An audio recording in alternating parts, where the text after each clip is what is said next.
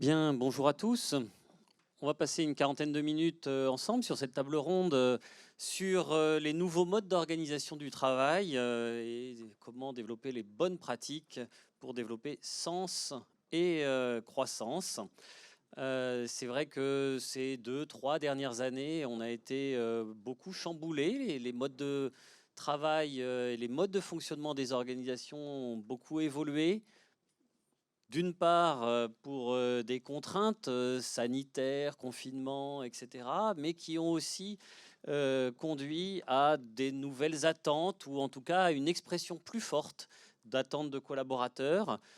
Le fait aussi de repenser la croissance, la performance, on en a beaucoup parlé ce matin, la question du sens, de la responsabilité amène aussi à penser les modes de fonctionnement et le travail différemment. Donc pour en parler autour de cette table ronde, nous avons Annick Delon-Bugard, qui est secrétaire générale de La Poste Mobile. La Poste Mobile, c'est un opérateur de téléphonie mobile virtuelle qui est on peut dire quoi, une JV entre La Poste et SFR. C'est cela. Voilà. Et puis avant, Annick, tu as eu un passé aussi dans l'industrie, je crois, chez Péchinet. Voilà. Donc euh, Oui, 5 ans chez Péchinet et puis suivi de 16 ans à la Poste en tant que directeur du contrôle de gestion de la branche service courrier colis. Je suis une secrétaire générale récente puisque j'ai débarqué à la Poste Mobile en juin 2020, donc juste au bon moment. au bon moment pour amorcer ces changements. Nicolas, Nicolas Barissa-Méran, tu es directeur administratif et financier de Zorba Group. Et Zorba, c'est une agence de production de contenu dans le domaine de la publicité. C'est une petite entreprise, je crois que vous êtes à peu près 80, mais avec une particularité sur 3 continents, Paris, Shanghai, Singapour et le Canada. Oui, exactement. On est même plutôt une cinquantaine. Et on est à Paris, Singapour, Shanghai. On vient d'ouvrir à Toronto et une petite structure que j'ai intégrée en mars 2020. Donc un excellent timing. Le 16 même, pour ceux qui se souviennent de la date. Donc j'en reparlerai tout à l'heure. Merci. Et puis Rebecca Betty, tu es Head of Development and Marketing de Plio. Plio, c'est une fintech créée en 2015 sur les solutions des notes de frais. 2015, mais déjà 20 000 clients, 900 salariés et sur des modes de fonctionnement un peu modifiés ou changeants par rapport aux organisations classiques. Tout à fait. Très bien résumé. Bien, alors on va rentrer tout de suite dans le vif du sujet et en commençant par Annick. On l'a bien vu, il y a un avant et un pré-Covid. Ça a constitué un peu un changement, un tournant dans les modalités de travail et notamment avec le télétravail dans des organisations qui étaient peut-être pas forcément habituées à fonctionner comme ça. À la fois, ça a géré de nouvelles attentes, c'est aussi des difficultés pour les managers. Vous avez fait face à quoi et comment vous vous êtes adapté à la Poste Mobile? Alors, je ne sais pas si je vais parler que de la Poste Mobile, mais aussi de ce que je vois et ce que j'entends avec mes collègues. C'est vrai que il y a un avant et un après, et on n'est pas tout à fait dans l'après, hein, dans l'après les post-Covid, puisqu'on découvre aussi, on s'est retrouvé. Donc moi, je me suis retrouvée dans une société où il n'y avait pas grand monde physiquement, en présentiel. Les autres, ils étaient tous derrière des écrans noirs, très loin. Donc ça a déjà posé le problème de la bonne intégration des nouveaux qui arrivaient, qui connaissaient personne. Donc on a travaillé ces sujets-là hein, pour qu'il y ait un parrain, qu'on leur présente bien la société, les outils, qu'on aide. Mais dans tout ce qu'on voit, faut surtout se dire qu'on n'est pas encore dans une situation normale et qu'il faut qu'on travaille à rendre un cadre, à retrouver un cadre normal avec un vrai partage, avec partage de la valeur, partage du sens. On voit qu'il peut y avoir, avec un télétravail non organisé, une vraie perte d'efficacité dans l'entreprise, une perte de sens aussi, parce qu'il y a des gens qui ne se voient plus du tout. La notion d'équipe qui risque de disparaître si jamais on laisse chaque collaborateur, OK, vous avez droit à 2 jours, allez, posez vos jours. Ça peut être catastrophique, quoi. Ça peut être vraiment catastrophique. Et je pense que c'était le premier sujet, c'est de dire comment on s'organise, quel jour on met, est-ce qu'on oblige certains jours toute l'équipe soit là pour se voir, notamment contrôle de gestion. Si je suis contrôleur de gestion de la direction de la relation client, comment je me positionne pour voir mes collègues et continuer à faire ce travail, parce que on le sait, dans nos métiers, il y a beaucoup de non-dits. Et oui, pour être business partner, ça a été dit encore ce matin, oui, encore faut-il qu'on soit en proximité. Et voilà. Et ce que je veux dire simplement, c'est qu'il faut penser les choses et les organiser. D'autant que, là, je ne sais pas si vous avez vu un sondage de l'IFOP sur la motivation qui disait que les gens étaient 30% moins motivés qu'avant le Covid. Alors, je ne sais pas quel était le niveau de motivation avant le Covid. Ça dépend sans doute aussi des entreprises et des équipes. Et que ça pouvait atteindre plus de 40% pour les 25 à 34 ans. Donc, ça me fait un peu peur. Et toujours dans le même sondage, il nous disait, en 90, les gens disaient, les sondés disaient, le travail, pour 60% d'entre eux, c'était très important. En 2021, je ne sais plus si c'était 24 ou 25%. Waouh! Voilà, donc, et là-dessus, il y a le Covid, il y a la pandémie, il y a les écrans noirs. Voilà, donc si on n'y fait pas attention, eh bien, c'est ce qu'on appelle les démissions silencieuses, le quiet quitting. Les gens, vous croyez qu'ils sont là, mais vous n'allez plus avoir la même efficacité, et puis vous allez vous étonner parce que vous allez avoir des démissions ou des burn-out. Je crois que, là aussi, j'aime beaucoup les statistiques, je crois qu'aujourd'hui, ce ne sont plus les TMS, les raisons, des maladies, c'est des raisons d'arrêt du travail qui représentent 16%. Tout ce qui est troubles psychologiques et burn-out, c'est 20%. C'est énorme. Alors, une fois qu'on s'est dit tout ça, qu'est-ce qu'on a fait chez nous et qu'est-ce qu'on a fait ailleurs ? La première chose, c'est d'organiser des jours fixes, de réfléchir à la gouvernance. Avant, vous faisiez du walking management, vous alliez voir les équipes, vous voyez un tel, oh, ça ne va pas fort, je vais aller voir, je vais me renseigner. Là, vous ne voyez plus, quoi. Donc, c'est mettre en place les bilatérales, mettre en place des réunions d'équipe, et puis réfléchir à la transversalité. Ça, on l'a fait assez vite. Et c'est vrai que dès septembre 2020, on a lancé, parce qu'on se disait, voilà, c'est la fin du Covid, ouf, on va redémarrer, on était un petit peu optimiste sur le coup.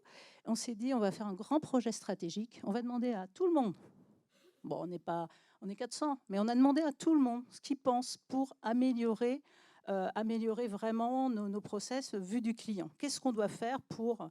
On a défini Sophie, cliente La Poste Mobile, pour Sophie, pour que ça se passe bien quand elle achète, quand elle paye, etc.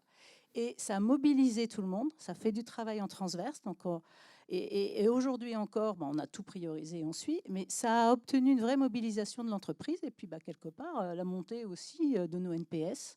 Donc ça, je trouve que c'est assez sympa. Donc on a travaillé la gouvernance, on a travaillé aussi la convivialité dans la mesure du possible. J'ai mis en place une grande salle puisque je m'occupe aussi de la logistique. Donc j'ai fait une grande salle pour réunir pas tout le monde, mais en 2 fois. Tous les mois, il y a un flash écho et le président, alors on a un super communicant, ça faut le dire, mais tous les mois, il partage tout. Mais j'ai jamais vu un président qui partage autant de choses. Alors là, ils savent tout, mais vraiment. Et quand on a fait des virages stratégiques extrêmement importants, tout le monde était avec nous et on a même eu le soutien du CSE, alors que quand même on a pris certains risques à l'époque. Bref, je ne rentrerai pas dans les détails.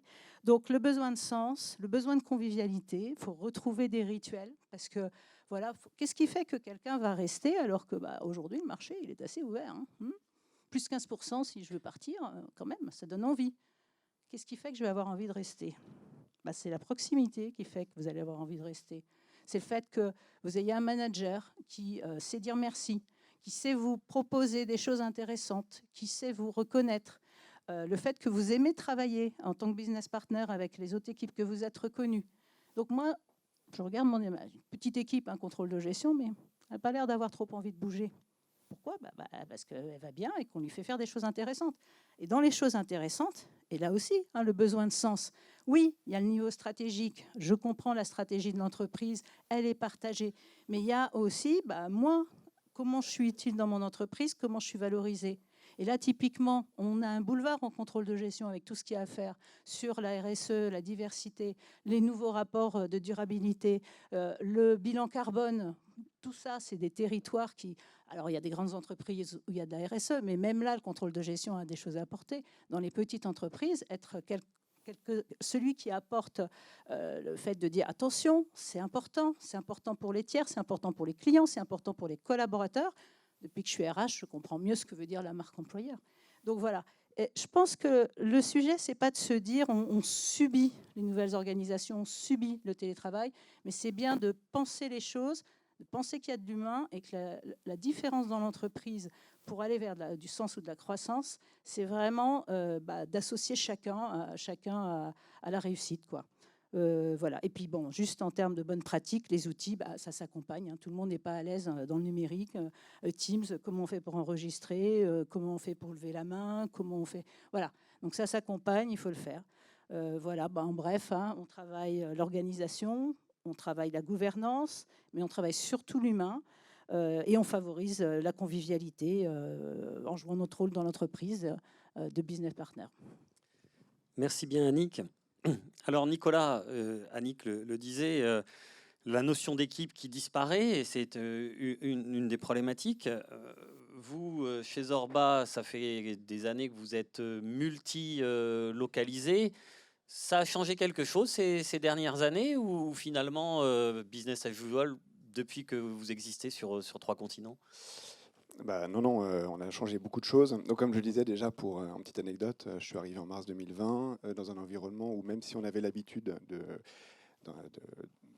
lieux géographiques un peu disséminés, il n'y avait pas les outils adaptés. Donc, il a fallu apprendre à se connaître, à communiquer ensemble dans un environnement où on utilisait Google pour la visio, mais voilà, c'était le niveau 1. Après, toute la data était en local à Paris, donc bonne chance pour y accéder via des VPN. Moi, j'étais confiné en Bourgogne, donc j'avais un super réseau, j'avais pas de téléphone. On n'avait pas notre outil de gestion n'était pas accessible à l'étranger, donc c'était bien pour travailler ensemble. Et aucun usage transversal pour travailler ensemble. Donc évidemment, le Covid a été l'accélérateur attendu. Donc on a fait en moins de 2 ans ce qu'on aurait fait en 5 ans, en 10 ans, en fonction de la conviction que j'aurais pu mettre pour que les associés investissent dans les moyens pour accompagner notre fonctionnement. Donc entre juillet 2020 et décembre 2021, on a basculé sur Microsoft pour le cloud, en mise en place de la partie email, Teams, SharePoint, donc toute la partie données, comment les équipes prennent en main Teams, SharePoint, se mettent leurs projets dedans, s'organisent entre elles.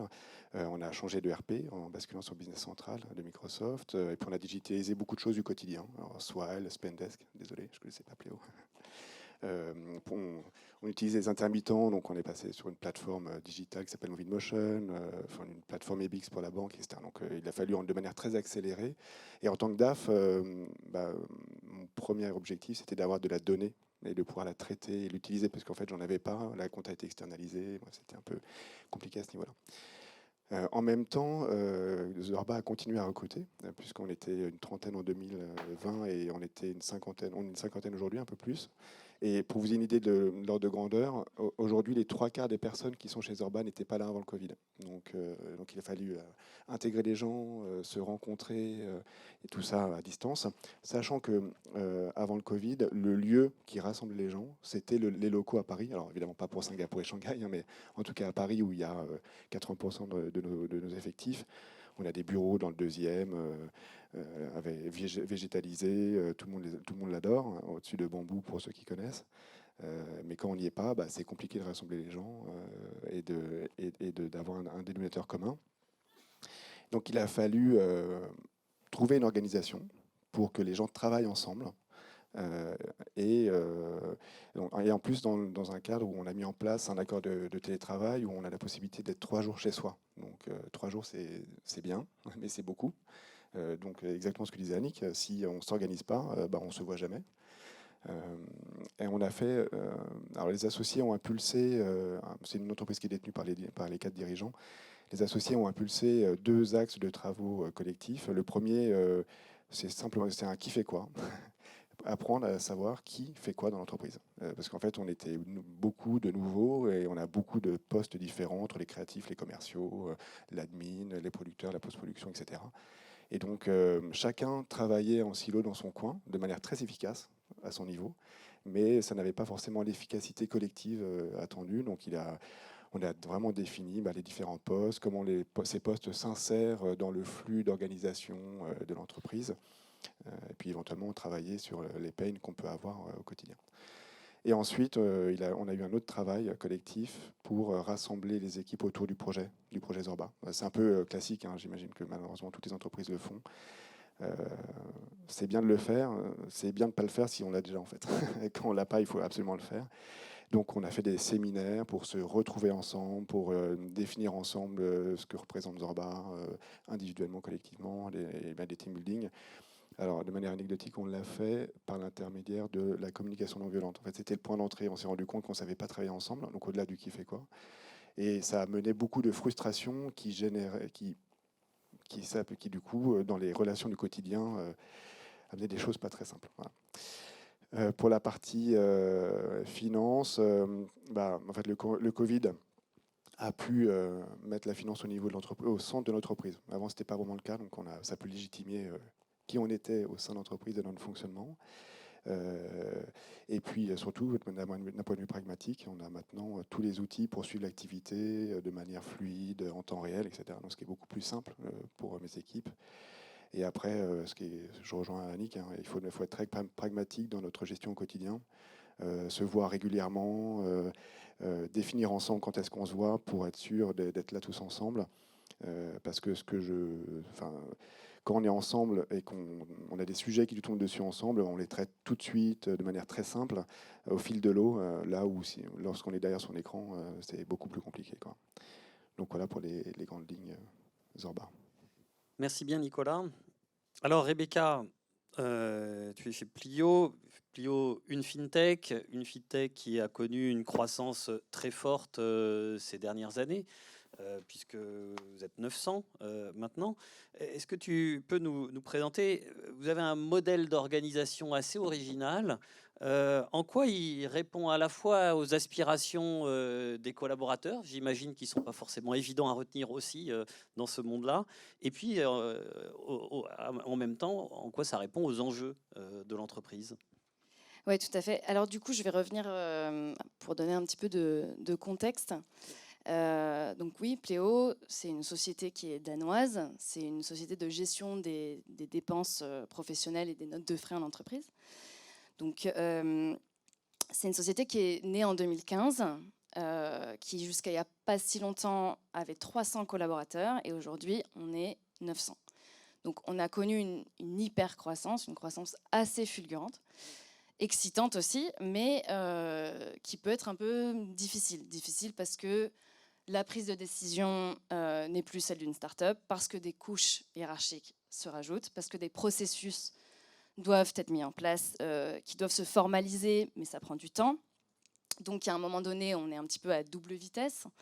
Et tout ça sans oublier, en fait, d'avoir le bon engagement des collaborateurs, d'avoir du momentum, d'avoir un petit peu aussi de garder, en fait, l'esprit d'agilité et de start-up qu'on pouvait avoir. Et donc, en fait, dans le cadre de cette hypercroissance, on a vraiment eu à cœur dans l'entreprise de créer un modèle, de repenser en fait notre modèle, qui a été repensé maintenant il y a 1 an, pour en fait garder au cœur de notre façon de travailler, justement de l'agilité, de la confiance, de la responsabilisation, mais aussi le bon niveau de contrôle dont le leadership avait besoin. Et pour ça, on a mis en place un modèle dans lequel, en fait, il y a 2 choses. Il y a les compétences, donc les gens sont organisés par compétences, et par domaine. Donc, si je vous prends un exemple très concret, moi, je fais partie de la compétence marketing et développement. C'est la compétence dont je fais partie, c'est mon métier. Puis, on a derrière, en fait, des compétences métiers comme juridique, finance, commercial, etc. Et après, on fait tous partie d'un domaine d'expertise qui va venir répondre à un enjeu, à une problématique, à un pari que l'entreprise va mettre en place. Et en fait, ces domaines, ils regroupent donc des contributeurs, des managers, pour travailler sur cette problématique. Et c'est des domaines qui peuvent, comme un mode assez agile, vivre 1 an et puis évoluer, changer.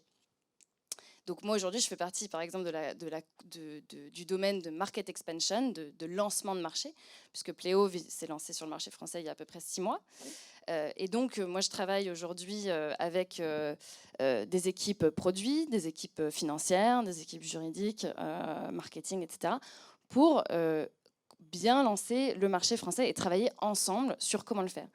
Et donc concrètement, comment ça se matérialise? On a créé une stratégie, on a notre feuille de route et toutes les 6 à 8 semaines, elle est revue pendant des support meetings avec notre direction pour s'assurer qu'on est toujours dans la bonne direction. Et puis on fait des ajustements. Est-ce qu'il faut faire plus s'atteler sur le produit? Est-ce que voilà, il y a plein de changements qui vont se mettre et qui vont se créer et s'ajuster au fur et à mesure. Et pourquoi est-ce qu'on a décidé de faire ça? C'est un modèle qui existe dans plusieurs entreprises, on n'est pas les seuls à le faire. Mais moi, dans toutes les entreprises dans lesquelles j'ai été avant, c'était généralement très compétences métiers. Et puis on demandait aux gens de travailler ensemble de façon cross-fonctionnelle. Mais c'était demandé, mais ce n'était pas formalisé. Alors qu'avec ce genre de mode opératoire, le fait d'être dans un domaine d'expertise pour une problématique donnée fait qu'on est amené à travailler ensemble et à vraiment de façon cross-fonctionnelle. Pourquoi on l'a mis en place? Nous, aujourd'hui, notre mission chez Pléo, c'est d'aider les entreprises à mieux gérer leurs dépenses avec une solution qui est simple, qui est créée pour les collaborateurs, pour la direction, et qui allie le bon niveau de contrôle pour les directions financières, notamment qui ont besoin sur les dépenses, la trésorerie, la performance, etc. Et le bon niveau d'autonomie, de responsabilisation et d'agilité pour les collaborateurs. Et donc on s'est dit que si c'était notre mission, et pour bien y répondre avec justement cette vision de croissance, il fallait que nous aussi on soit organisés de cette façon. Et comment est-ce que ça vient répondre aux enjeux des salariés, qui était la deuxième partie de ta question, Philippe. Je rejoins Annick sur ce que tu disais tout à l'heure, sur le fait qu'aujourd'hui, il y a beaucoup de désengagement de la part des collaborateurs qui se voient, qui se sentent. Il y a du présentéisme, etc. Et on met des choses en place pour venir pallier à tous ces engagements, donc notamment... les collaborateurs vont demander plus de flexibilité, donc le télétravail est un outil. On va mettre en place différentes choses dans l'entreprise, des flex benefits par exemple, où en fait on va apporter des avantages nouveaux à des salariés, et c'est très important. Mais en fait, le socle de tout ça, et on en a parlé ce matin à plusieurs reprises pendant les premières sessions, c'est de se dire qu'il y a une vraie responsabilisation et que les gens vont travailler sur leur valeur ajoutée. Et vraiment se concentrer sur leur valeur ajoutée et d'avoir la bonne reconnaissance. Et le fait de travailler dans ce genre de mode agile fait que les gens se sentent vraiment poussés à travailler ensemble sur un projet et vraiment de développer leur propre valeur ajoutée. Donc aujourd'hui, oui, je pense que nous, ça vient répondre, en tout cas, de la façon dont on le voit, à une vraie sensation d'engagement de notre part dans l'entreprise. Voilà. Merci bien à tous les trois d'avoir respecté le timing, parce qu'on est dans un timing un petit peu contraint. Vous nous avez montré des enjeux qui sont assez différents en même temps, dans lesquels chacun peut aussi se retrouver avec à chaque fois des pistes.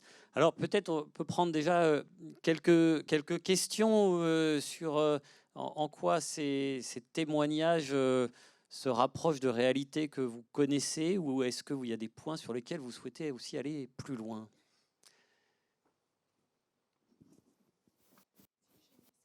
Oui.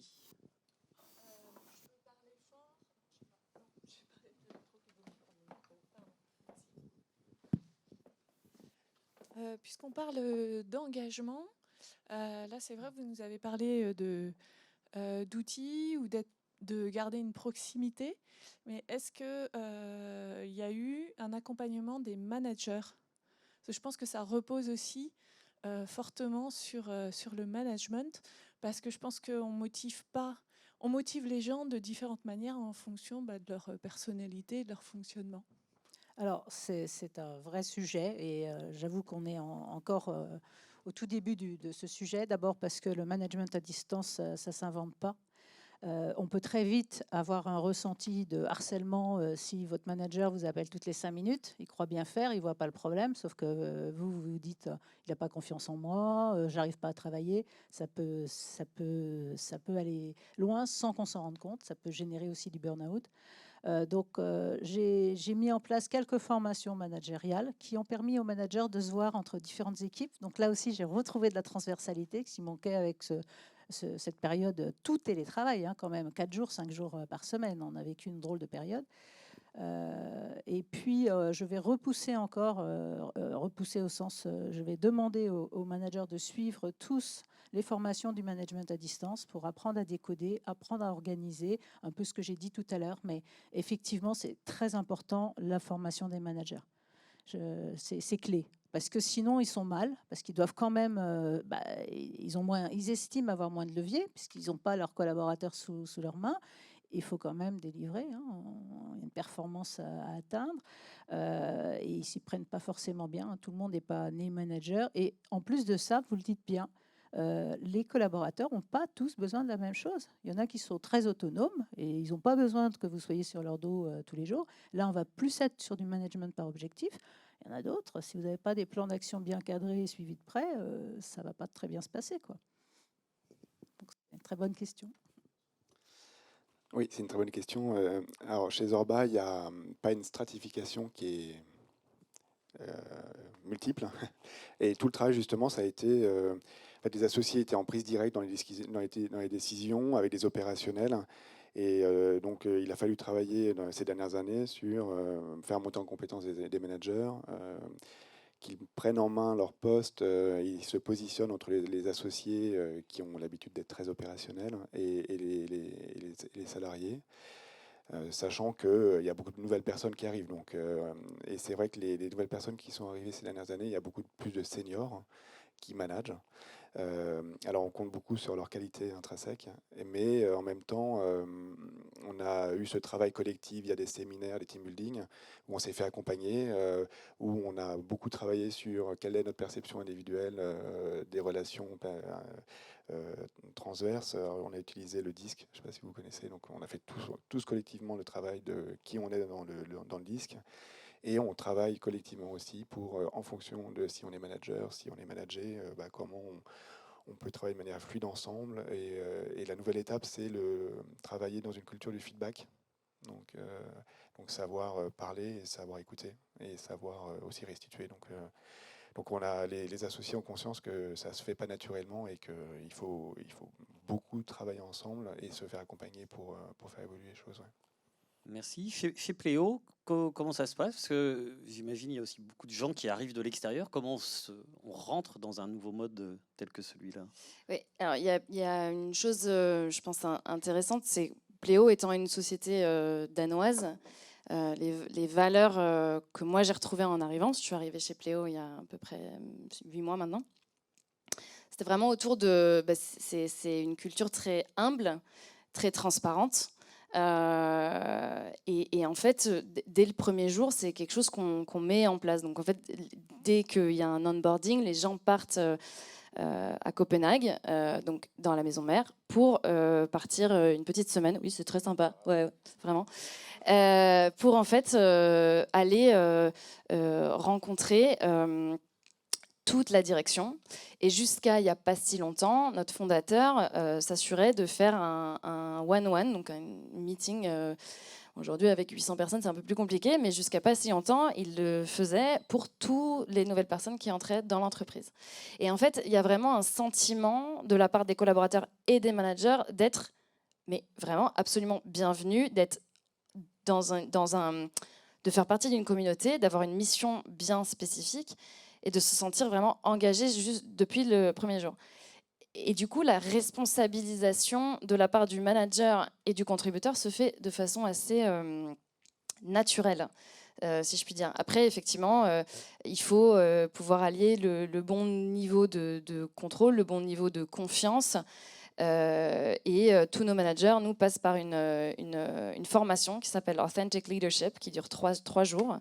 Ou pareil, en fait, ils sont en petits groupes. Tous les managers partent quelques jours pour justement faire ce genre d'exercice DISC ou MBTI ou tout ça pour apprendre à se connaître eux-mêmes d'abord, et après aussi pouvoir parler de façon assez transparente avec leur pair manager des possibles conflits qu'ils peuvent rencontrer, etc. pour en fait toujours, pour améliorer constamment cet échange et ce travail ensemble. Merci bien. Oui. Je suppose que vous avez revu toutes vos méthodes d'onboarding suite à ces modifications d'organisation du travail, car effectivement aujourd'hui on n'intègre pas les nouveaux embauchés comme on les intégrait il y a 3-4 ans. Alors peut-être on va prendre 2 ou 3 questions et puis comme ça vous répondrez. Oui. Je serais curieux de savoir si vous avez des outils de mesure des impacts positifs ou négatifs pour la qualité de vie des collaborateurs, dans le transport, etc. Il pourrait y en avoir de négatifs également. Comment vous mesurez ça?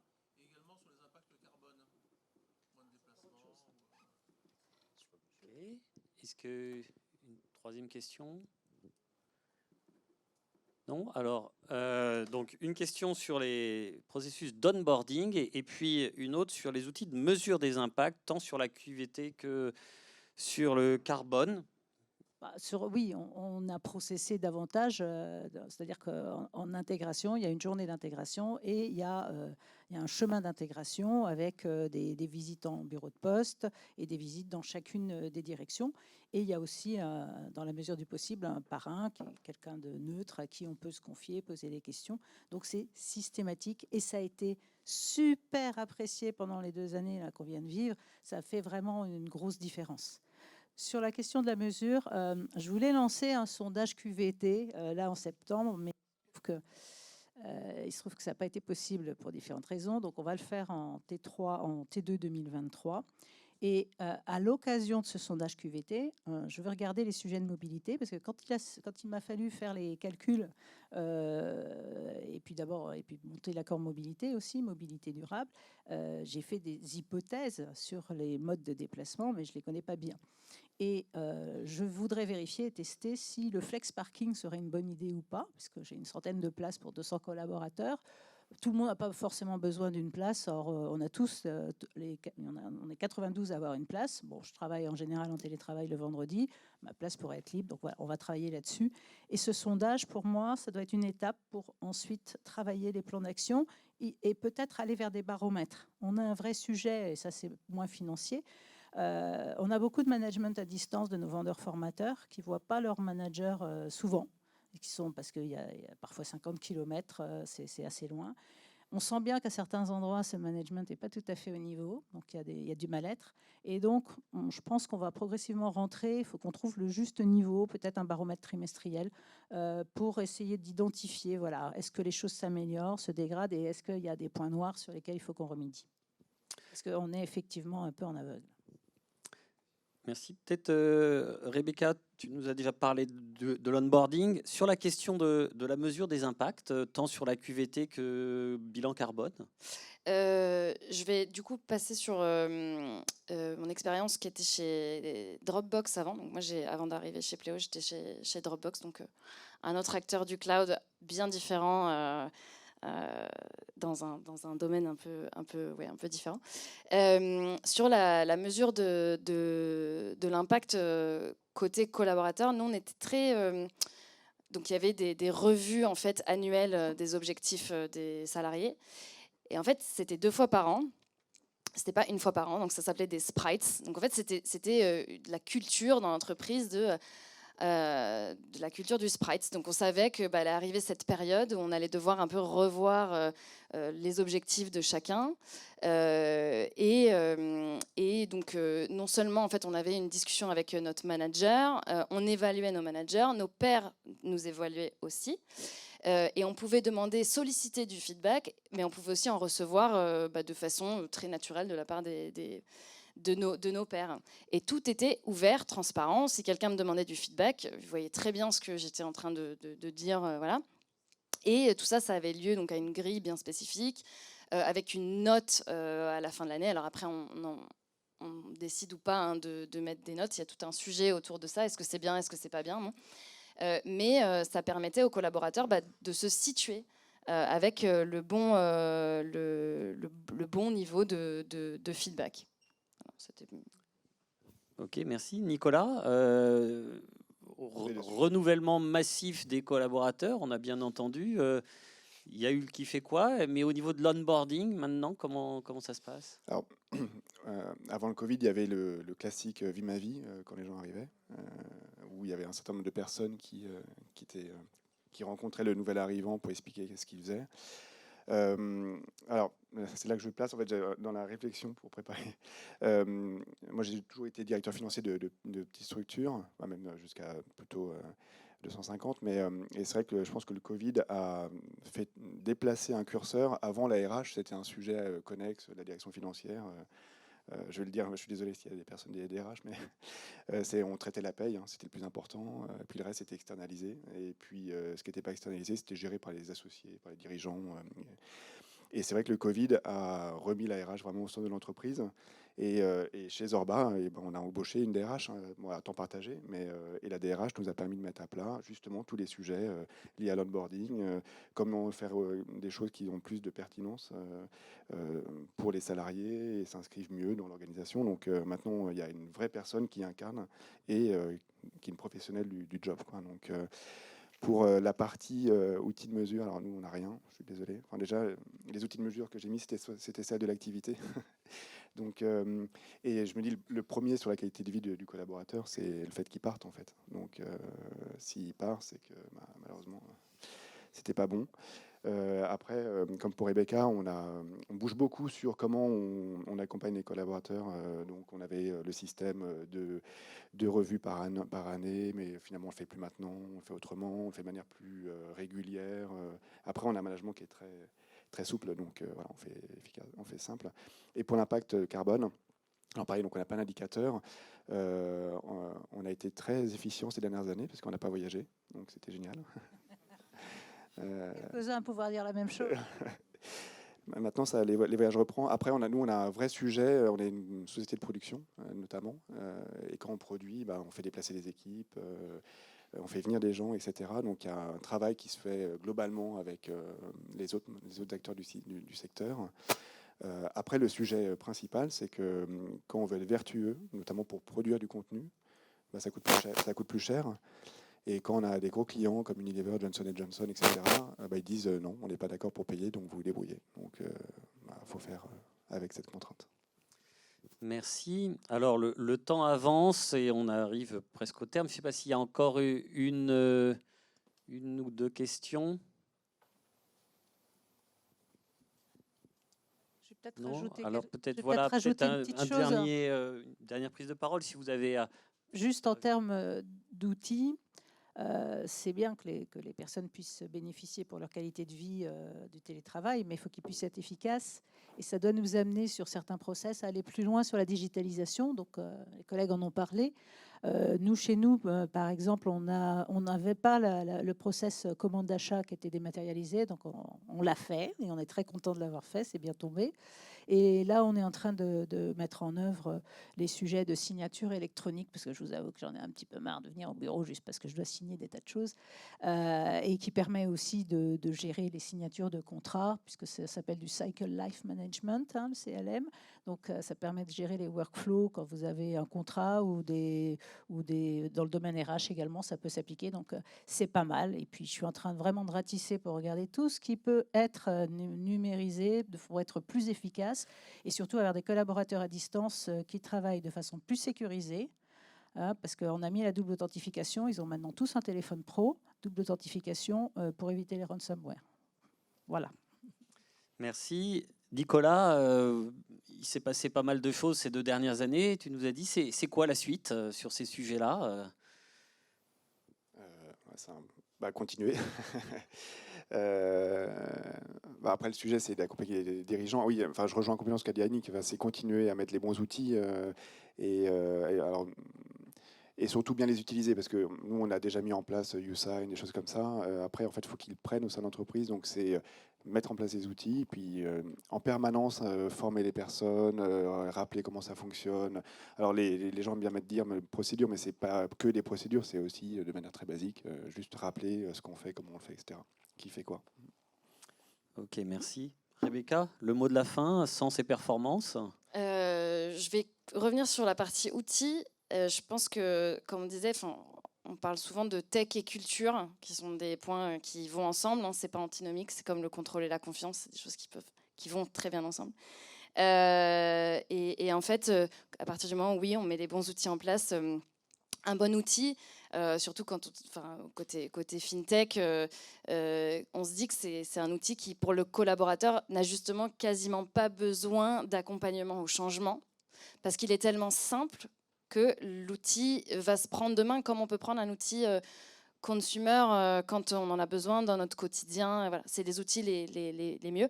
Par contre, derrière, effectivement, il faut que pour toute la partie administration, ça réponde à tout un tas de besoins. Mais avant, et on pourra en parler, Annick, quand je travaillais avant chez Dropbox, on avait HelloSign, qui était notre outil de signature électronique. Et on avait un client qui nous avait dit ça, quand il avait mis en place pendant le Covid.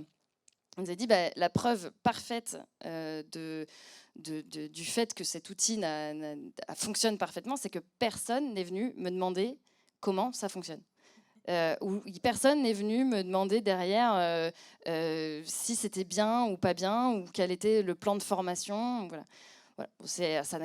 Forcément, il y a des outils qui sont plus complexes que d'autres. Hein, ça ne peut pas fonctionner pour tous les outils, mais pour les outils du collaboratif du quotidien, c'est ça un peu la force qui vient aider. Oui. Ah oui, il l'utilisait bien. Ok, merci bien Rebecca, Nicolas, Annick.